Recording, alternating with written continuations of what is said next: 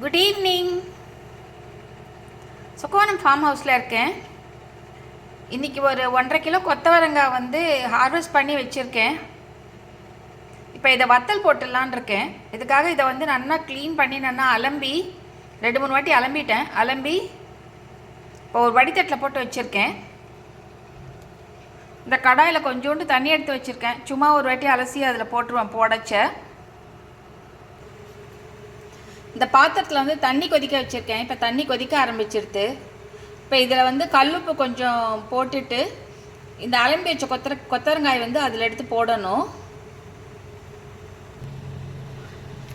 உப்புலாம் வந்து என்னோட கையளவு தான். அது ரொம்ப ஸ்பெசிஃபிக்காக இந்த குவான்டிட்டி அப்படிங்கிறதுலாம் இல்லை. இப்போ போட்டிருக்கேன், கொஞ்சம் கொதிக்கட்டும். இப்போ நல்லா உப்புலாம் கரைஞ்சிடுது. ஸோ நான் என்ன பண்ணேன்னா வாஷ் பண்ணி க்ளீன் பண்ண கொத்தவரங்காயை திருப்பி இந்த தண்ணியில் போட்டு இதை தூக்கி நான் அதில் போட போகிறேன்.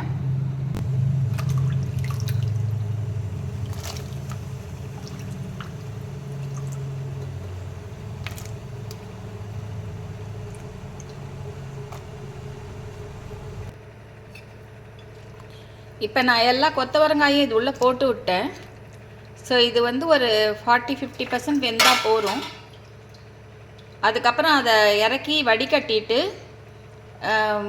நல்லா தண்ணி வடிஞ்ச உடனே ஒரு வேஷ்டி துணியை விரித்து ஃபேனில் போட்டு விட்டுருவேன். நைட் ஆகிடுது இப்போ. ஸோ அதனால் நைட்டு ஃபுல்லாக இது வந்து ஃபேனில் காஞ்சிச்சுன்னா காத்தால் ஃபஸ்ட் திங் வந்து சன்ட்ரைங்க்கு போயிடும். இது ஒரு அட்வான்டேஜ் என்னென்னா, உங்களுக்கு மேல் ஈரமெல்லாம் காஞ்சிடுச்சுன்னா சன்ட்ரைங் வந்து குயிக்காகும். ஸோ அதனால தான் வந்து நான் நைட் எடுத்திருக்கேன் இந்த ப்ராசஸ்ஸை.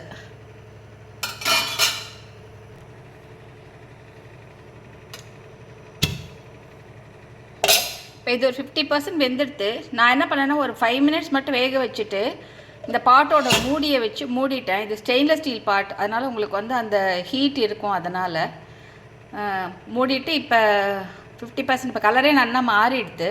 ஸோ இப்போ வந்து நான் எடுத்து இதை வடித்தட்டில் போட்டுட்டு நல்லா தண்ணி வடிஞ்சிடணும். வடிஞ்சிட்ட உடனே காட்டன் கிளாத்தில் வந்து இதை காய வைக்கணும். இப்போ இந்த காய் வடித்தட்டில் வடிஞ்சுருக்கு. அவ்வளோ மணமாக இருக்குது. அப்படியே இந்த ரூமே மணக்கிறது. அப்படியே